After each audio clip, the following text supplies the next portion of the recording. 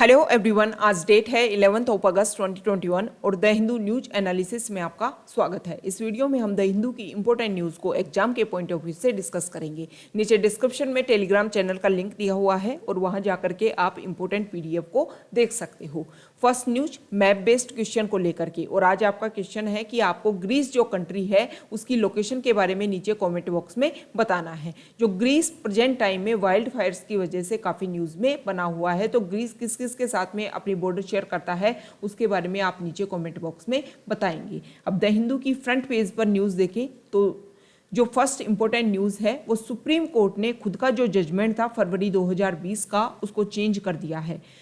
सबसे पहले तो हम जजमेंट देखते हैं। फरवरी 2020 में जो सुप्रीम कोर्ट ने जजमेंट दिया था उसमें ये बोला गया था कि अगर कोई भी पार्टी अपने यहाँ से किसी कैंडिडेट को पार्टी का टिकट देती है कि एमपी और एमएलए का उसको इलेक्शन लड़ना है, तो उसके लिए क्या करना होगा कि अगर उस कैंडिडेट के ऊपर कुछ क्रिमिनल चार्जेस हैं, कुछ क्रिमिनल उसका रिकॉर्ड है, तो पार्टी को अपने social media accounts, Twitter, Facebook, इसके अलावा जो लोकल न्यूज़पेपर हैं, जो इम्पोर्टेंट न्यूज़पेपर हैं, उनमें भी उसके बारे में पब्लिश करवाना था कि इस कैंडिडेट को हमने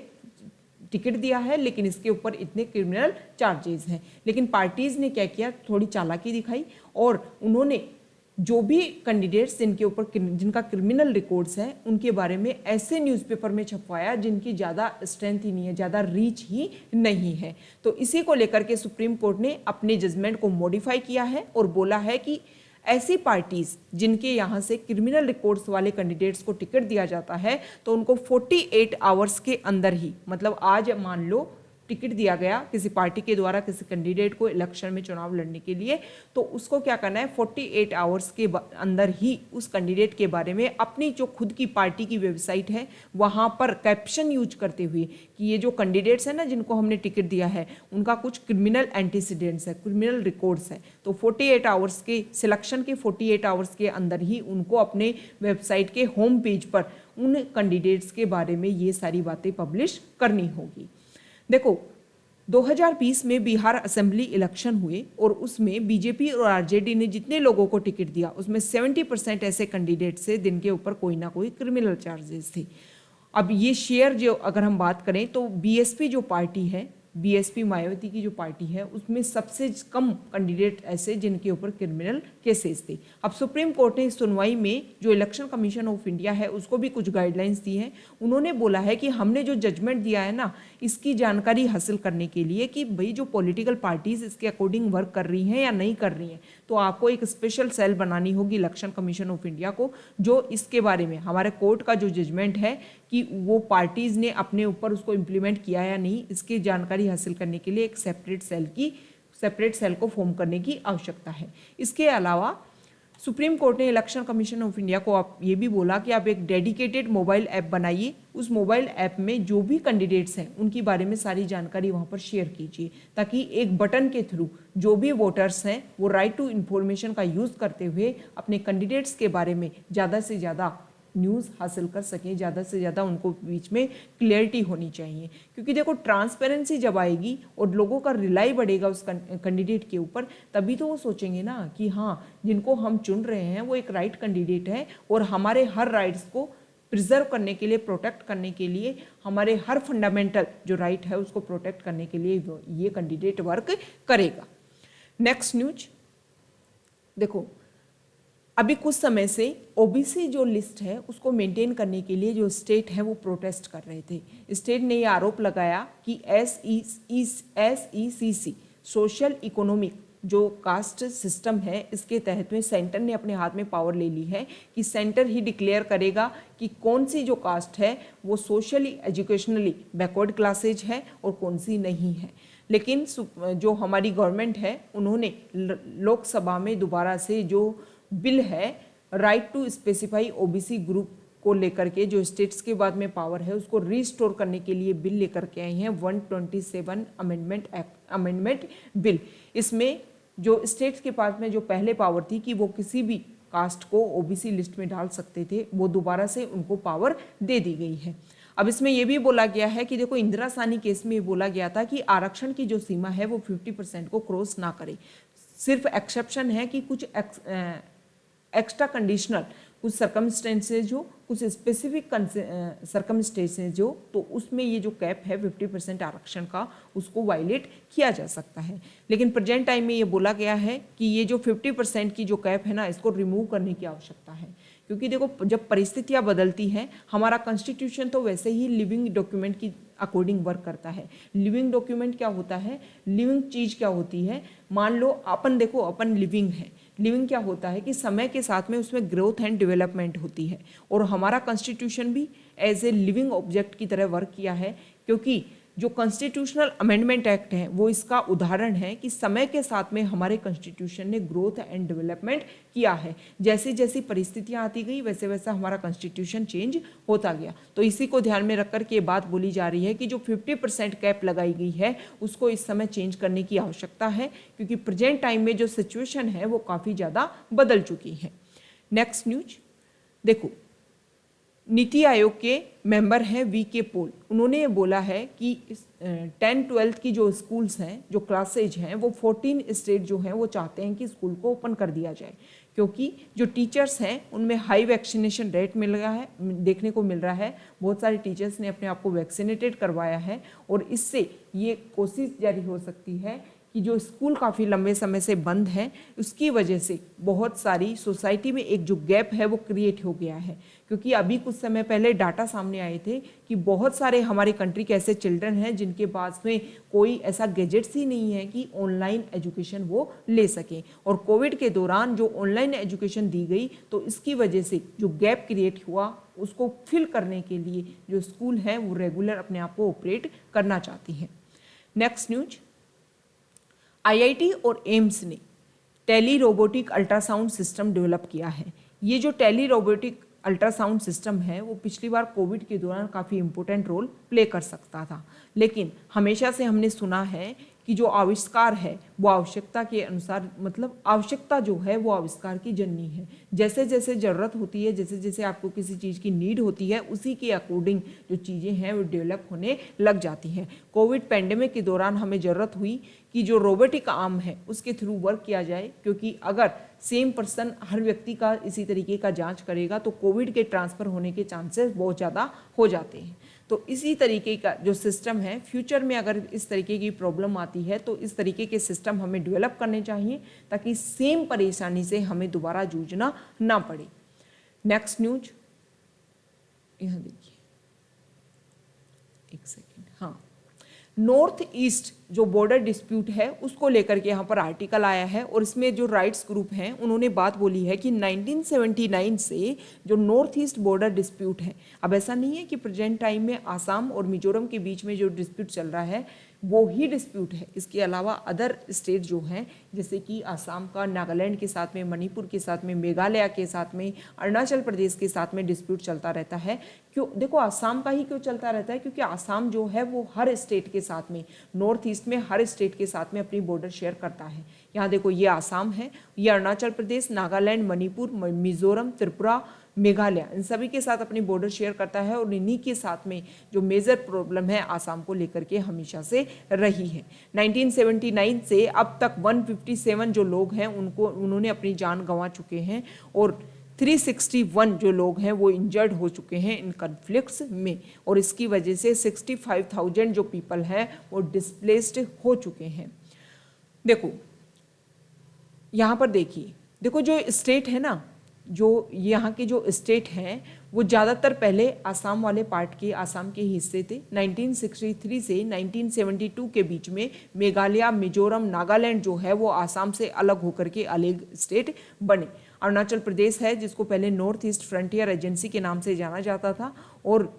was annexed to Assam until it became a union territory in 1972। उससे पहले ही आसाम के साथ ही आसाम का ही पार्ट था। तो देखो ये सारी बातें हमें देखने को मिल रही है कि जैसे जैसे आसाम के साथ में अलग अलग स्टेट बनते गए तो जो बॉर्डर एरियाज है वहाँ पर डिस्प्यूट क्रिएट होता गया, और इसी की वजह से ये सारे इंसिडेंट देखने को मिले हैं। तो बॉर्डर डिस्प्यूट को लेकर के जब आसाम और मिजोरम में प्रेजेंट टाइम में हुआ तो वो चाहते हैं कि सेंट्रल इसमें एक इम्पोर्टेंट रोल प्ले करे। इसके अलावा जो जुडिशरी है वो भी एक इम्पोर्टेंट रोल प्ले करे, और बायस्ड ना हो करके अपना जो एक स्टैंड है, मतलब कि इस तरीके का रोल प्ले किया जाए जुडिशरी के द्वारा कि जो मिजोरम और आसाम के बीच में जो डिस्प्यूट है, जो कन्फ्लिक्ट है, वो आने वाले समय में दोबारा देखने को ना मिले। देखो, हम पहले भी डिस्कस कर चुके हैं और दोबारा से आपको बता देते हैं कि प्रेजेंट टाइम में अगर आप बॉर्डर कन्फ्लिक्ट की बात करोगे तो उसका मेजर इशू है कि पॉपुलेशन ग्रोथ जिस तरीके से हो रही है उसकी वजह से लैंड और जो अदर रिसोर्सेज हैं उनके ऊपर कंपटीशन ज़्यादा बढ़ गया है। अब कंपटीशन जब ज़्यादा बढ़ जाता है फॉरेस्ट एरिया को कवर करने के लिए, तो इसकी वजह से ही ये major conflicts, major dispute create होते हैं। नेक्स्ट न्यूज,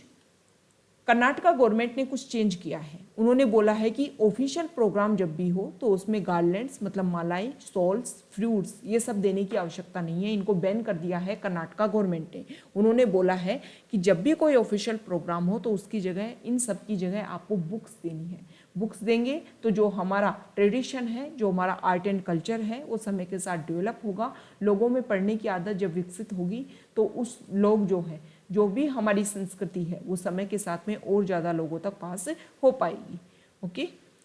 नेक्स्ट न्यूज यहाँ देखिए,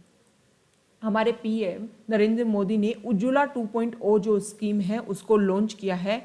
उत्तर प्रदेश का जो महोबा डिस्ट्रिक्ट है वहाँ से, महोबा जो एरिया है वहाँ से। इससे पहले 2016 में जब इसका फर्स्ट पार्ट उन्होंने लॉन्च किया था तब भी उन्होंने बलिया उत्तर प्रदेश से ही इसको लॉन्च किया था। अब ये जो प्रेजेंट टाइम में जो 2.0 स्कीम है उज्ज्वला स्कीम की, इसके तहत में जो भी माइग्रेंट वर्कर्स हैं उनको बिगेस्ट रिलीफ देने के लिए ये उज्ज्वला गैस कनेक्शन उन लोगों को, पुअर जो लोग हैं उनको दिया जाएगा सेकेंड फेज के दौरान। अब इसमें जो माइग्रेंट वर्कर्स हैं उनके पास तो देखो प्रॉपर डाटा भी नहीं है, प्रॉपर उनके पास में जो कागज होने चाहिए, जो पेपर्स होने चाहिए जिनकी वजह से ये गैस कनेक्शन उनको दिया जा सकता है, अगर उनके पास में अवेलेबिलिटी नहीं है तो गवर्नमेंट ने बोला है कि वो अपना सेल्फ डिक्लेरेशन सबमिट करते हैं तो उसी के आधार पर उनको ये गैस कनेक्शन दिए जाएंगे। हमारे पीएम मोदी ने बोला कि आपकी जो ऑनेस्टी है ना, आपका जो सेल्फ डिक्लेरेशन है, उसी को मान करके हम आपके ऊपर बिलीव करेंगे और गवर्नमेंट जो है वो आपके ऊपर फुल फेथ रखती है और उसी के आधार पर आपको गैस कनेक्शन दिया जाएगा। देखो, जो हमारे पीएम हैं जब उन्होंने ये 2.0 उज्ज्वला योजना को, स्कीम को लॉन्च किया तो उस समय जो फर्स्ट फेज में जो बेनिफिशरीज हैं उनके साथ में बातचीत की तो बहुत सारी औरतों ने बताया कि उनकी वजह से जब गैस कनेक्शन उनको मिला तो उनकी लाइफ काफ़ी ईज हो गई है। हमारे पीएम ने ये भी बोला कि जो हमारी महिलाएं हैं जब उनको आप चूल्हे चौके से बाहर निकाल करके उनसे वर्क करवाओगे तभी जा करके उनके जो बिगर ड्रीम्स हैं वो सामने आएंगे और हमारे कंट्री के ग्रोथ एंड डेवलपमेंट में वो एक इम्पोर्टेंट रोल प्ले कर पाएंगी। नहीं तो अगर उनका सारा टाइम सिर्फ खाना बनाने में, गैस के पास में, सिर्फ चूल्हे के पास में उनका लग जाएगा और सिर्फ उनको पूरे दिन यही चिंता रहेगी लकड़ी कहाँ से लानी है, किस तरीके से उसको यूज़ करना है, और प्रेजेंट टाइम में जो गैस कनेक्शन दिया गया है इसकी वजह से उनकी लाइफ काफ़ी ईजियर हो गई है और ईजियर होने की वजह से अगर उनको टाइम मिलता है तो वो नेशन बिल्डिंग में कंट्रीब्यूट कर पाएंगी। नेक्स्ट न्यूज यहाँ देखिए, देखो नीरज चोपड़ा जिन्होंने जेवेलिन थ्रो में इंडिया को गोल्ड मेडल दिलवाया ओलंपिक्स में, तो इस आर्टिकल में ये बताया गया है कि हमारी जो आर्मी है वो इस तरीके के टैलेंट को बाहर लाने के लिए रेगुलर कोशिश कर रही है। आर्मी स्पोर्ट्स इंस्टीट्यूट पुणे, उन्होंने बताया कि ओलंपिक्स में जितने भी लोग गए थे उसमें कम से कम 16 to 17 जो लोग थे वो आर्मी स्पोर्ट्स इंस्टीट्यूट की तरफ से थे। मतलब इन लोगों ने तैयार किया था, इस इंस्टीट्यूट ने तैयार किया था इन लोगों को। अब ये जो आर्मी है वो स्पोर्ट्स पर्सन, जो वीमेन स्पोर्ट्स पर्सन है उनको भी इसी साल से ट्रेनिंग देना स्टार्ट कर देगी, क्योंकि जो नेक्स्ट ओलंपिक है उनमें 4 ईयर का टाइम ना हो करके सिर्फ 3 ईयर का टाइम बचा है। और अगर हमें अपने मेडल को टैली जो भी इंडेक्स है उसमें हमें अपने मेडल की संख्या को बढ़ाना है तो इसके लिए हमें और एक्स्ट्रा वर्क करने की आवश्यकता है, तभी जाकर के हम चाइना और यूएसए जैसे कंट्रीज से compete कर पाएंगे जहां पर जो गोल्ड मेडल की संख्या जो होती है वो अबोव 50 होती है। नेक्स्ट न्यूज यह देखिए, देखो गवर्नमेंट ने इस समय जो कोविड के केसेज है ना वो बहुत सारे स्टेट के जो डिस्ट्रिक्ट हैं उनमें बढ़ने लग गए हैं। तो इसी को लेकर के गवर्नमेंट से पूछा गया था कि ऑक्सीजन की शॉर्टेज की वजह से प्रेजेंट टाइम में कोई डेथ हुई है क्या, तो इसी को लेकर के गवर्नमेंट ने आंसर दिया है कि प्रेजेंट टाइम में तो ऑक्सीजन शॉर्टेज की वजह से कोई भी डेथ नहीं हुई है। नेक्स्ट न्यूज देखो, स्मोकिंग को लेकर के जो हमारे यंग बच्चे हैं उनका क्या रोल है उसके बारे में ग्लोबल यूथ टोबैको सर्वे फोर्थ हुआ इंडिया में 2019 की जो डाटा है उनको रिलीज किया गया है। इसमें बताया गया है कि इंडिया में जो 29 स्टूडेंट हैं उनको एक्सपोज किया गया है सेकेंड हैंड स्मोक लेवल में। नेशनल फैक्ट शीट वो ये भी बोलती है कि टोबैको के यूज़ में 13 से 15 साल के जो बच्चे हैं स्कूल चिल्ड्रन, अगर पिछले डेकेड से उनका कंपैरिजन किया जाए तो 42% उसमें डिक्लाइन देखने को मिला है। जो बॉयज़ हैं वो टोबैको का ज़्यादा यूज़ करते हैं और जो स्कूल चिल्ड्रन हैं उनमें टोबैको का यूज़ बहुत ज़्यादा है। सबसे ज़्यादा अरुणाचल प्रदेश में और मिज़ोरम में सबसे ज़्यादा अरुणाचल प्रदेश और मिजोरम में तो सबसे ज़्यादा हाईएस्ट है और हिमाचल प्रदेश और कर्नाटका में सबसे ज़्यादा लोवेस्ट जो स्कूल चिल्ड्रन है वो इसका यूज़ करते हैं। अब इससे क्या होगा, देखो स्कूल चिल्ड्रन में इस तरीके की परेशानी देखने को मिल रही है तो रोल ऑफ टीचर्स जो है वो बहुत ज़्यादा बढ़ जाता है। हमारा जो भी स्कूल का करिकुलम है उसमें इंसर्ट हमें करने की आवश्यकता है कि टोबैको से क्या क्या हेल्थ डिजीज हो सकती हैं, इन सबको उसमें इंक्लूड किया जाए और जो भी बच्चों का एटीट्यूड है उसको सेव करने के लिए, टोबैको का यूज़ को सेव करने के लिए जो पेरेंट्स हैं, जो चिल्ड्रन हैं, जो पेरेंट्स हैं, टीचर्स हैं, वो अवेयरनेस क्रिएट करें और अवेयरनेस वो अपने लेवल पर क्रिएट करे और करिकुलम में जब ये सारी बातें इंक्लूड होंगी तो बहुत ज़्यादा इसका भी इफेक्ट गिरेगा। नेक्स्ट न्यूज, देखो 2021 चल रही है और हर डेकेड में 10 साल के बाद में हमारे इंडिया में जो सेंसस है वो ऑर्गेनाइज करवाया जाता है। सेंसस ऑर्गेनाइज करवाने का जो बेसिक फैक्ट्स ये होता है कि हमारी जो पॉपुलेशन है उसके रियल डाटा सामने आई। अब जब रियल डाटा सामने आएंगे तभी तो गवर्नमेंट उसके अकॉर्डिंग पॉलिसी, नए नए इनिशिएटिव स्टार्ट किया करेगी ताकि जो सोसाइटी का हर वर्ग जो है, हर सेक्शन जो है वो इक्वलिटी उसको दी जा सके। अब प्रेजेंट टाइम में कोविड की वजह से, पेंडेमिक की वजह से सेंसस की जो एक्टिविटीज़ हैं उनको पुट ऑफ कर दिया गया, कुछ समय के लिए उनको मतलब एक्सटेंड कर दिया गया है। हालांकि ये कोशिश की जा रही है कि एक ऐप बनाई जाए और ऐप के थ्रू जो भी बेसिक नॉलेज है, जो भी बेसिक जानकारी है उनको इकट्ठा किया जाए ताकि कम से कम एक सेंसस हमारी जो पॉपुलेशन है उसके बारे में एक ओवरव्यू तो हमें मिल सके कि प्रेजेंट टाइम में जो हमारी सोसाइटी का हर सेक्शन है वो किस तरीके से कहाँ पर स्टैंड कर रहा है। नेक्स्ट न्यूज, यहाँ देखिए फॉरेन पेज से न्यूज है। इसमें इंडिया और श्रीलंका के जो रिलेशन है उसके बारे में बताया गया है। श्रीलंका की तरफ से इंडिया में जो नए हाई कमिश्नर है मिलिंदा मोरागोडा, उन्होंने बोला है कि इंडिया और श्रीलंका के रिलेशन हमेशा से बहुत शानदार रहे हैं। हालांकि कुछ समय से प्रॉब्लम आ रही है, जैसे कि हमारा जो कोलंबो पोर्ट को डेवलप करने वाली थी इंडिया, उसको श्रीलंका ने उससे अपने हाथ पीछे खींच लिए और बाद में जो अडानी ग्रुप को वेस्ट कंटेनर टर्मिनल को डेवलप करने का ऑफर दिया गया। तो ये कुछ प्रॉब्लम है जिसकी वजह से इंडिया और श्रीलंका के जो रिलेशन है उनमें कुछ परेशानी आ सकती है। लेकिन ये जो नए एम्बेसडर हैं उन्होंने बोला कि हमेशा से देखो इंडिया और श्रीलंका के बहुत सारे लेवल पर, जैसे कि अगर हम बात करें हमारी पॉपुलेशन लेवल पर, कल्चरल लेवल पर, आर्ट एंड जो हमारा एक तरीके से जो ट्रेडिशन है, जो रिलीजन है, उनके लेवल पर हमने हमेशा से बहुत सारी चीज़ों को शेयर किया है। मतलब सेम तरीके का, जिस तरीके का इंडिया में आपको कल्चर देखने को मिलेगा वहाँ पर भी कल्चर देखने को मिलेगा। हिस्टोरिकल बैकग्राउंड से बात करें तो हमारे रिलेशन काफ़ी ज़्यादा मजबूत रहे हैं। इसी को ध्यान में रख कर के उन्होंने स्टेटमेंट दिया कि इंडिया और श्रीलंका के रिलेशन काफ़ी अच्छे हैं और वो समय के साथ में और बेहतर तरीके से निकल करके आएंगे। नेक्स्ट न्यूज, तालिबान को लेकर के प्रॉब्लम है। देखो तालिबान कोशिश कर रहा है कि जो अफगानिस्तान का जो नॉर्दर्न पार्ट है, जिसमें से स्पेशल वहाँ की जो मजार ए शरीफ जो एरिया है, जो नॉर्दर्न अफगानिस्तान का बिगेस्ट सिटी है, उसको कोशिश कर रहा है कि तालिबान अपने अंडर कर सके। अब यहाँ पर ये जो मजार ए शरीफ है वहाँ पर इंडिया का कंसल्टेट भी है। इंडिया कोशिश कर रहा है कि इसको कुछ समय के लिए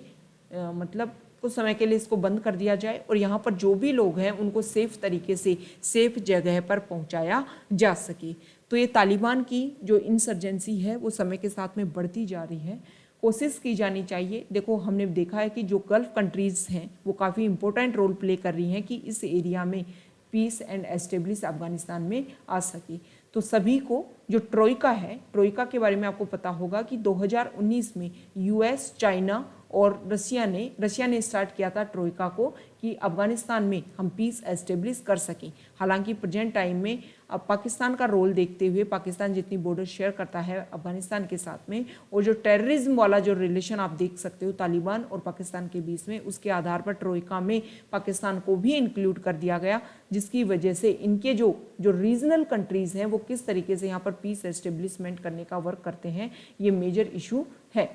देखो, जो ट्रोइका है उसमें इंडिया को शामिल नहीं किया गया, क्योंकि ट्रोइका में उन्हीं लोगों को शामिल किया गया है, उन्हीं कंट्रीज़ को शामिल किया गया है जिनका अफगानिस्तान गवर्नमेंट के साथ में भी और तालिबान के साथ में भी इक्वल रिलेशन है। अब अगर इंडिया की बात करें तो इंडिया ज़्यादा इन्फ्लुएंस्ड है अफगानिस्तान गवर्नमेंट को लेकर के, तो तालिबान के साथ में जो एक इक्वल तरीके से पीस एस्टेब्लिश करने की तरीके से जो बातचीत होनी चाहिए, वो लगता है कि इंडिया अभी नहीं कर पाएगा। तो अगर यहाँ पर पीस एस्टेब्लिश हो जाता है तो उसके बाद में जो पोस्ट इफेक्ट के लिए इंडिया को इसमें शामिल किया जा सकता है। हालांकि इंडिया अपने लेवल पर वर्क कर रहा है गल्फ कंट्रीज़ को, जिसमें ईरान हो गया, इसके अलावा और भी अभी कतर के जो एनवॉय हैं वो इंडिया के विजिट पर आए थे, और हमारे जो एक्सटर्नल अफेयर्स मिनिस्टर हैं उनके साथ में उन्होंने मीटिंग की, और हमारे जो external affairs minister S Jaishankar हैं उन्होंने अभी ईरान की विजिट की, और कोशिश वो कर रहे हैं कि अफगानिस्तान में पीस एस्टेब्लिश की जा सके। तो ये आज का हमारा डिस्कशन था। Okay, thank you.